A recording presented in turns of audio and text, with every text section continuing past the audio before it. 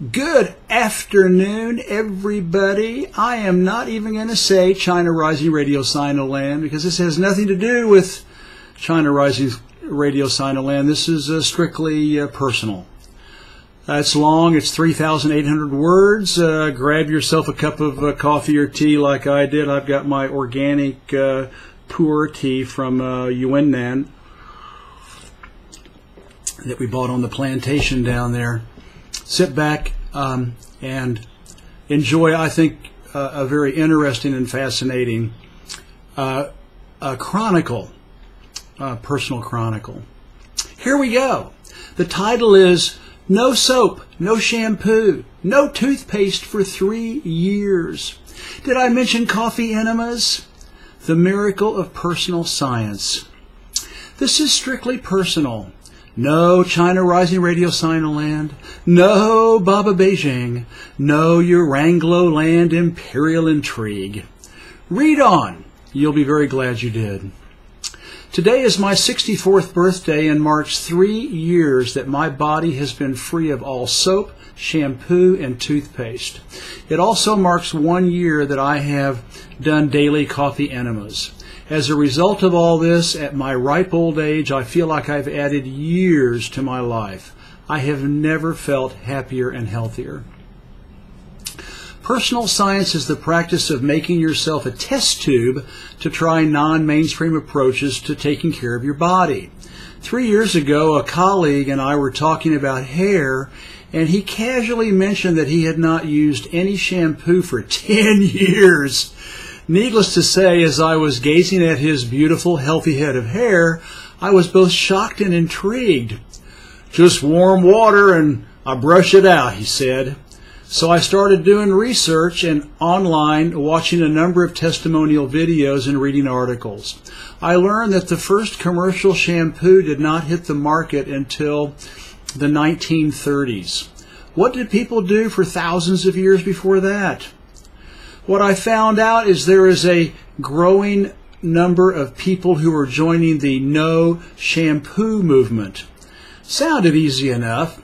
I am also an avid plastic hater, so anything I could do to use less of the toxic stuff was music to my ears. Not to mention cost, convenience, less pollution for the city water system. As well, why gratuitously throw money at Wall Street? Also, no more little bottles of shampoo and conditioner to manage in the suitcase when traveling. I started doing this in February 2015 and never missed a beat. I have nothing but good things to say about not using shampoo. I used to get dandruff. I now realize that much of it came from all the chemical residues left on my head and in my hair from shampoo and conditioner. Now I just wash my hair with water, scrubbing my scalp all the same. I've saved a lot of money, used no plastic, not sent soap pollution into the water system, and simplified my life.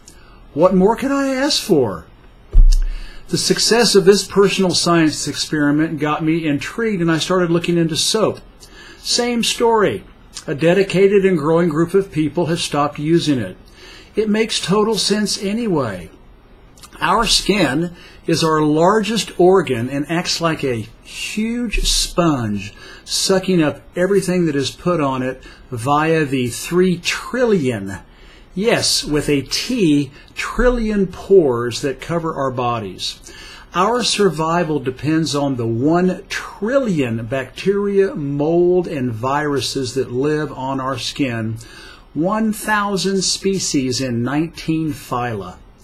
Not to mention trillions of microscopic skin mites called Demodex that live in each of our pores, munching away on sebum, oil, and dirt that clogs them up. All of these microbes collectively function as a holistic protective shield of good bugs that kill all the bad ones we come in contact with, keeping our skin clean and healthy. Take away your natural microbial skin cover, and you've got about 48 to 72 hours until you die from a massive invasion of killer critters. That's how important it is. So it begs the question, why go to so much trouble to incessantly scrub off this amazingly protective armor that has evolved over millions of years to keep us naturally clean and healthy. Thus, in March 2015, out went all the soap in my life. Again, I wash with water, rubbing my body with my hands. When my hands get dirty, I wash them with water. Ditto going to the bathroom. Why kill the specialized microbial flora on my hands with chemicals? By just using water, my armor stays in place, killing instantly any bugs that can't survive on my hands. Why? Our bodies have about 10 to 15 zones where fauna of microbes thrive exclusively and can live nowhere else on our body. Face, scalp, ears, armpits, crotch, feet, etc. Crotch critters cannot last more than a minute on your hands, and your hand bugs can't survive on your feet. Clean and wash with water, and you stay bulletproof from dangerous invaders trying to make you sick or kill you. I don't work in a surgical theater cutting open people. Why go through what they do before donning their medical smocks? It makes no sense. The results of stopping using soap were even more dramatic than no shampoo. All my adult life, I was afflicted with bad fungal infections behind my ears and between my toes. I won't show those to you. After years of trying antibiotic creams, to which the bad mold and bacteria slowly built up a resistance, a Bulgarian doctor in Beijing told me to put tincture of iodine everywhere I had a problem. It worked great. So starting in about 1992, I went through no telling how many little bottles of the red-brown stuff, suffering numerous spills and ruining a fair number of clothes over the years with indelible stains. Not to mention leaks in suitcases when traveling, spills in the bathroom, on the floor, etc. Iodine stains everything it touches forever. What happened when I stopped using soap? My natural microbial flora was able to repopulate my skin shield, and within 1 month, I stopped having to use iodine. Incredibly, by not using soap, I have had no fungal and bacterial skin infections for the last 3 years. I also used to routinely get jock-type rashes between my thighs and in my crotch, especially in summer. I am a maniac exerciser, so it was frequently a problem. I used all kinds of chemicals to make it go away, including witch hazel, astringents, creams, and the like. The first couple of summers after I stopped using soap, I was able to just use some talcum powder for 2 or 3 days, and it would go away. Last summer, I didn't even have to use talcum powder. Ditto pimples. Even as an adult, I used to get pimples on my face, neck, chest, and back quite regularly. After stopping using soap, I get 1 zit about once a year, and it doesn't last very long. My natural microbial shield is cleaning that infected pore, and those Demodex mites are stuffing themselves on the oil and sebum, clogging it up. Soap just kills all the good and lets the bad flourish. I've had many skin cancers over the years, luckily just basal cell and squamous cell carcinomas, not melanomas.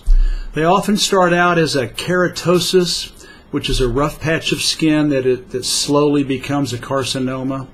Since stopping using soap, the number of keratoses I get has dropped dramatically. When I do get one, usually on my forehead here, my cheeks, I just scratch it off with a fingernail over several days and it goes away. Amazing! When I was using soap, I had to go to the doctor and have them burned off. So, my natural skin shield also has the power to attack pre-cancerous skin cells and stop the mutating process. Unbelievable. Cosmetically, when I used to use soap, it of course left a residue all over my body, and like dandruff on the scalp, I used to have what I thought was dead skin flaking off my arms and torso. I suspect some of it was soap residue, but some was also probably dead skin. We each slough off about 2 to 2.5 kilograms of skin a year anyway. Now my natural skin mites are in full force, chomping away on any dead skin left on my body, and none of it gets stuck there in chemical soap residue. So now my skin is silky clean and flake-free. Even more amazingly, over the last year or so, I have found myself just standing under the shower and barely scrubbing my body with my hands, even lightly except lightly in my private parts and armpits. What I have learned is that my body has the power to clean itself. I will go for days with just standing there, rinsing my face and body under the shower head, not even touching them.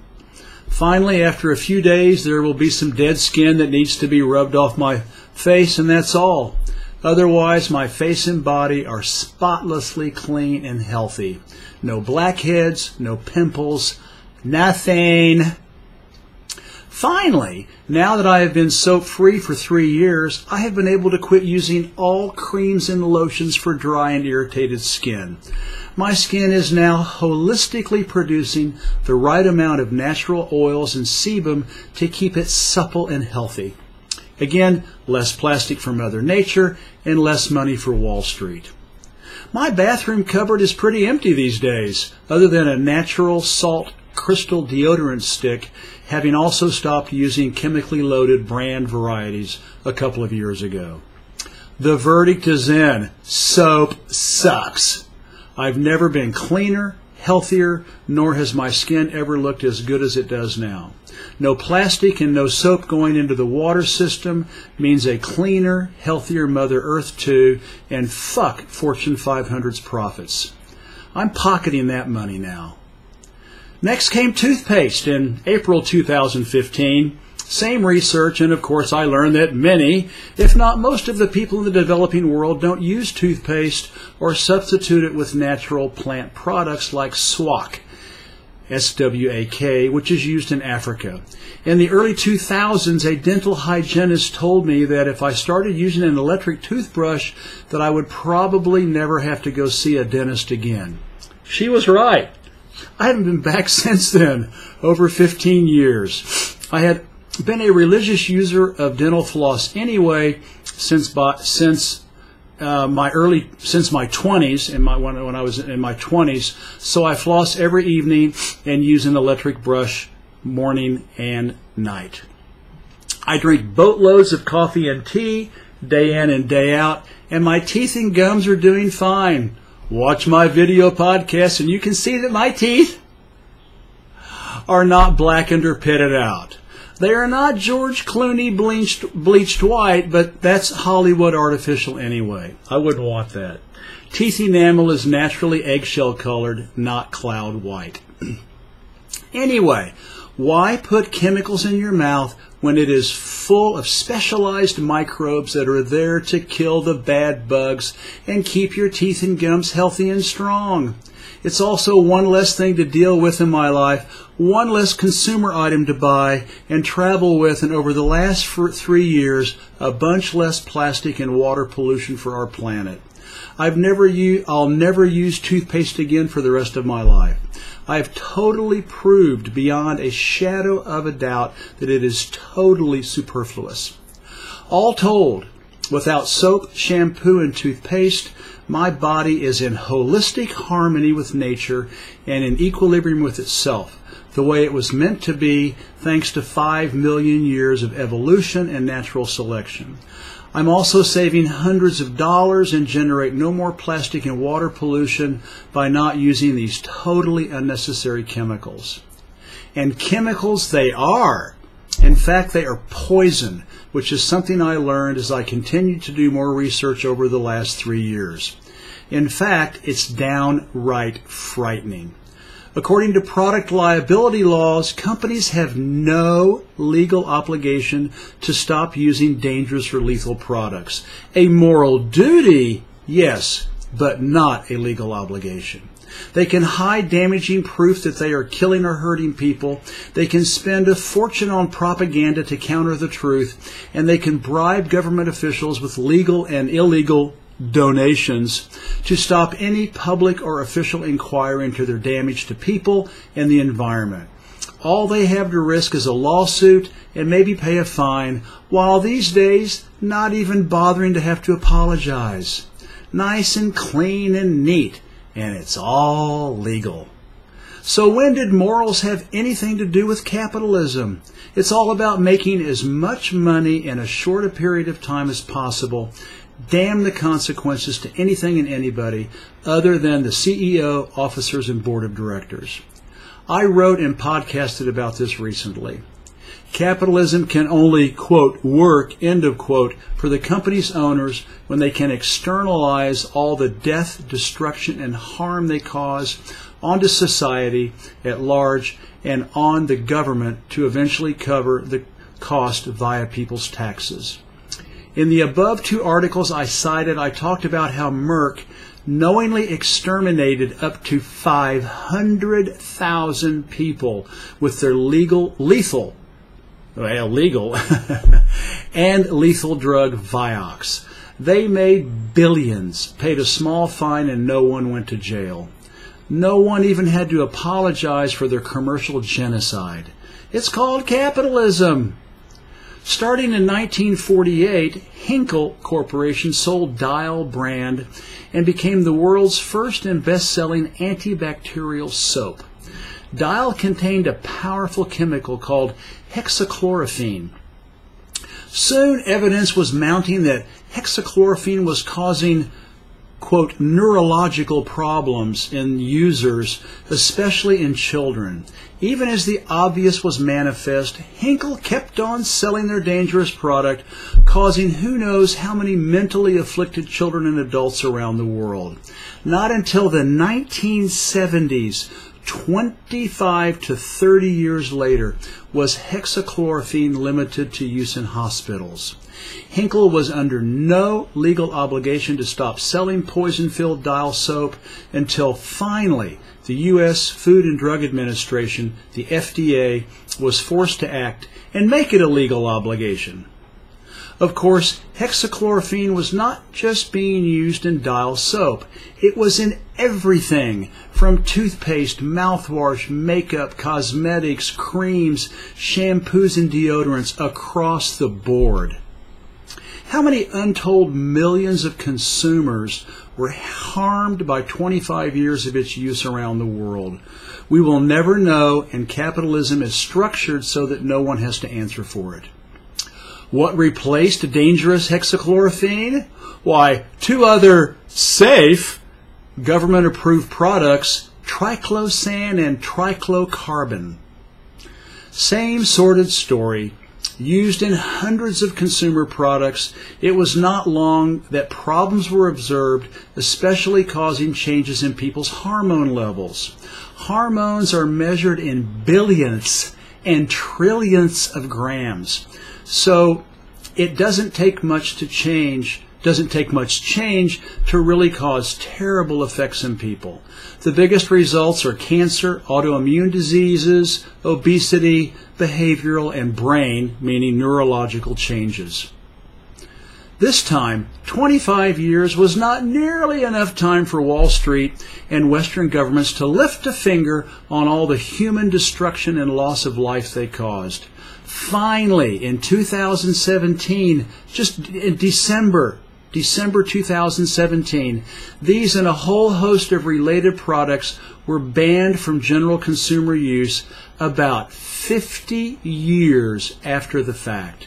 No one was fined that I know of. No one went to prison, and no one paid a fine. I repeated that. Sorry about that. No one even had to say they were sorry for all the death and ruined lives they caused. It's the logic of capitalism, pure and simple. Now, these poisons have been replaced with government-approved, safe ingredients, some something chloride. Care to take the chance? Ready to roll the dice on you and your loved one's health and life? Not me. I got off this consumer treadmill of ill health and death 3 years ago and will never look back. Look at the labels of your favorite soap, shampoo, and toothpaste. If you buy typical brands, these ingredient lists look like chemical crime sheets. Names so long they twist your tongue, and I'm a science teacher.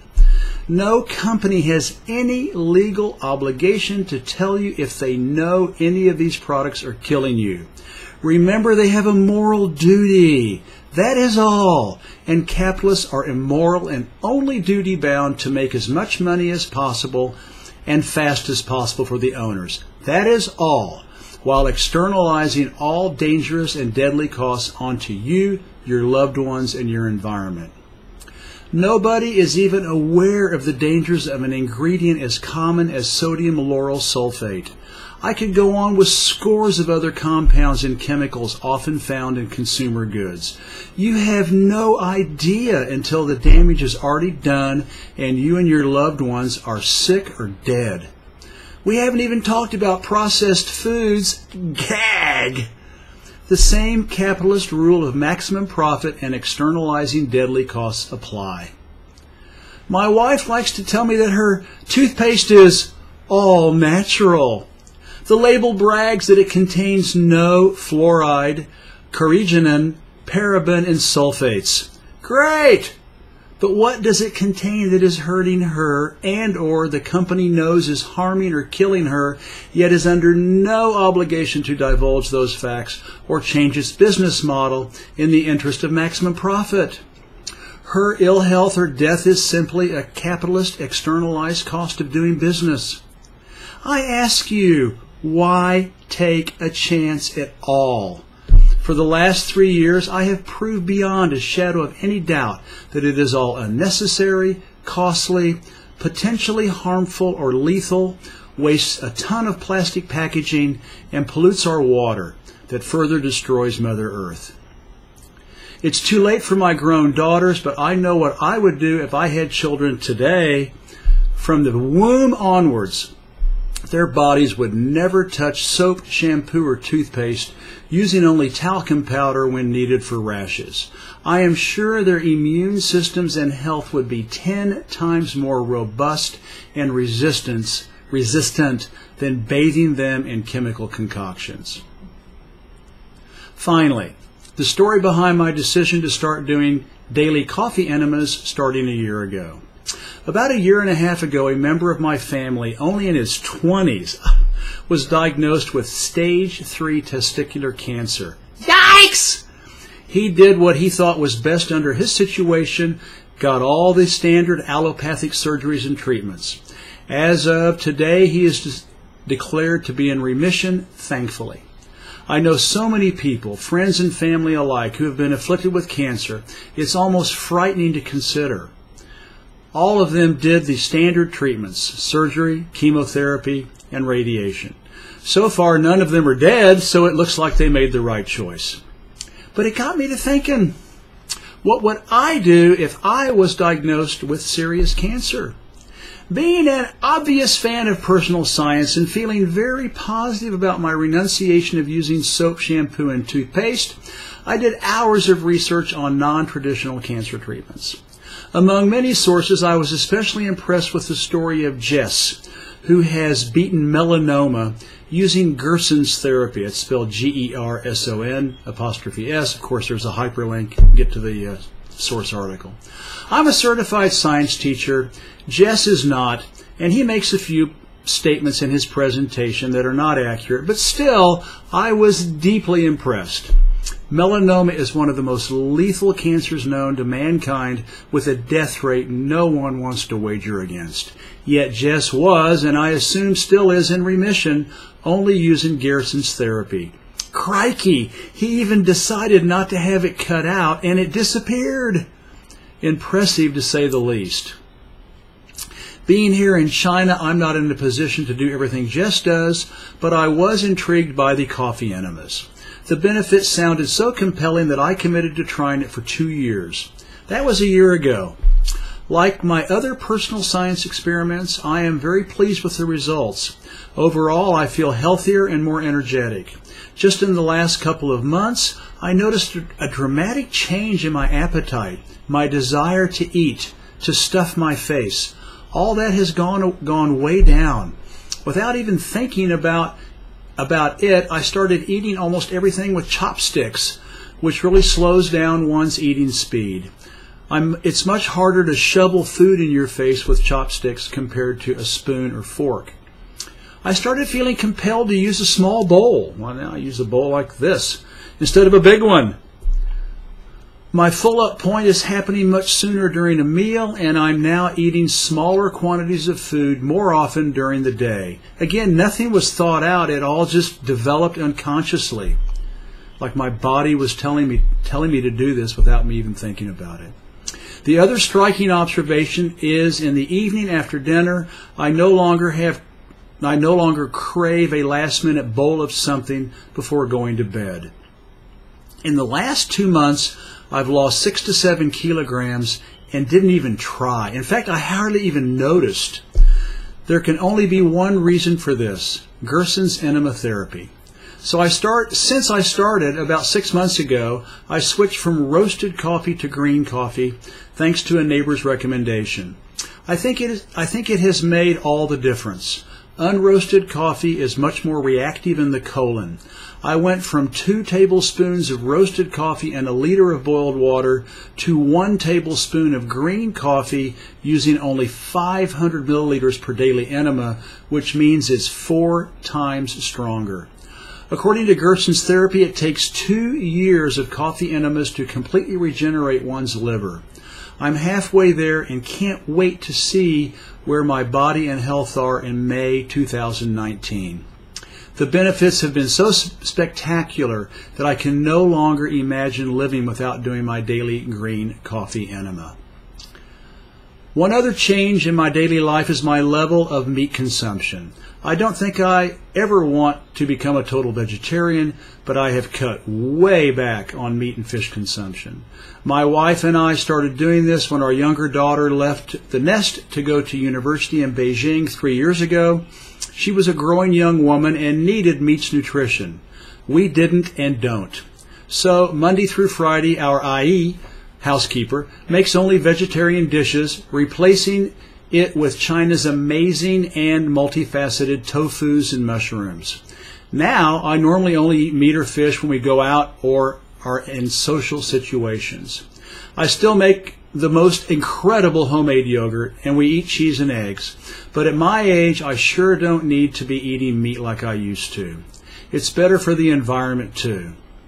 In closing, no soap, no shampoo, no toothpaste, no creams, no lotions, using crystal deodorant, doing daily green coffee enemas, and drastically reduced meat consumption have all made me feel happier, healthier, lighter, more energetic, and much younger than my just turned 64 years. Not to mention being hundreds of dollars / euros, and in my case, thousands of yuan, richer, and Mother Nature has gotten a break too. Do what I did. Get on the internet, watch videos, and read articles to find your own path to personal science. I predict you'll be glad you did. I'll report back next year when I'm 65. I can't resist. Here it is, the Beatles, with the Paul McCartney penned When I'm 64 from their iconic 1967 album, Sgt. Pepper's Lonely Hearts Club Band. I've only listened to it about 1,000 times. Can't access YouTube? Here it is from my record collection. Well, that's it, folks. I hope you've enjoyed this and found it stimulating, interesting, maybe shocking. Maybe you're grossed out. I don't care. I just know that I am a much healthier, happier person at 64 than I was at 54. Jeff J. Brown from Shenzhen, China, signing out, and have a wonderful International Labor Day weekend.